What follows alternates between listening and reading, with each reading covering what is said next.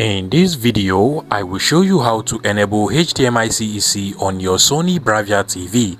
Now, over here I have the Sony Bravia Google TV, but following similar steps, you should be able to enable the HDMI CEC feature on any Sony Bravia TV you have, whether it's the Sony Bravia Android TV or the old Sony Bravia TV. In case you do not know, HDMI CEC is the feature that allows you to be able to control other HDMI devices that are connected to your Sony Bravia TV using only your Sony Bravia TV remote control. And to enable HDMI CEC, simply you want to head over to the settings of the TV, usually at the top right corner of the TV. So you just want to use your remote control from the home of the TV, just scroll from the top to the settings icon over here. Go ahead and open up the settings, and then from here you want to go ahead and click on channels and input.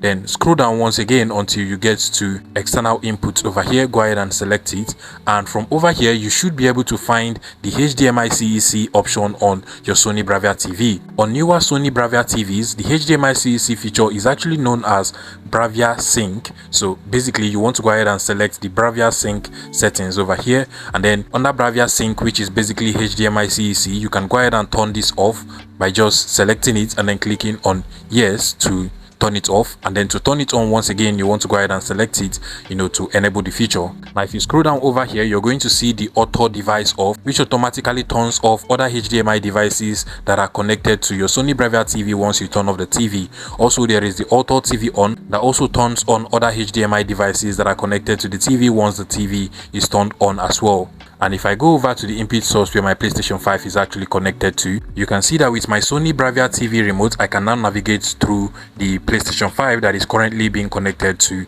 my TV. If you find this video useful, please make sure you smash the like button and subscribe to this YouTube channel for more interesting tech tips like this one.